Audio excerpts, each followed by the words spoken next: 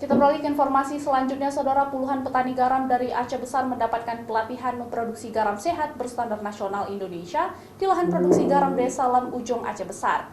Mereka mendapatkan pelatihan untuk memahami alur-alur proses dan ketentuan produksi garam yang sehat berstandar nasional Indonesia.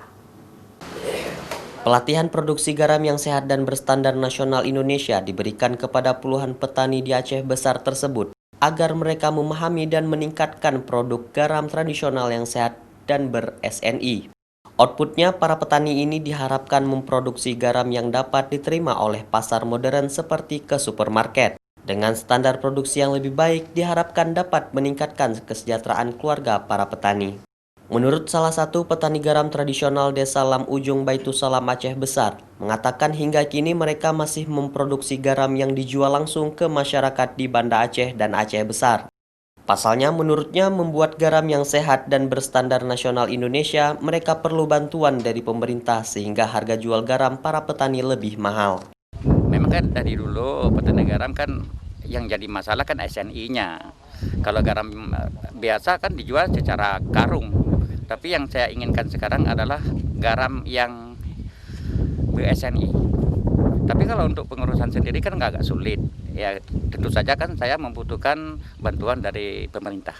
Dari aturan tentu saja kami kan menjaga kualitas yang bagus, agak putih, bersih, ya ini kan. Tapi walaupun kita ngomong seperti itu, kalau nggak ada SNI, walaupun kita ngomong bagus, tetap harganya tetap. Tapi kan begitu ada SNI, harganya mungkin tinggi. Sementara itu, lahan garam yang digarap oleh para petani Lam Ujung Aceh Besar berada di jaringan pembangkit listrik PLN. Sehingga untuk membantu para petani garam meningkatkan produksi yang sehat dan berstandar nasional Indonesia, salah satu BUMN Indonesia membantu para petani meningkatkan kualitas produksi mereka. Pelatihan programnya garam ya Pak ya, garam dan ber-SNI. Intinya adalah untuk kepedulian PLN untuk meningkatkan taraf hidup petani garam kita di Aceh Besar ini.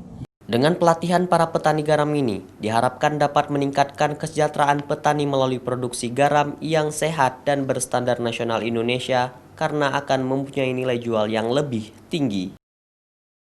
Mustajab, Kompas TV, Banda Aceh.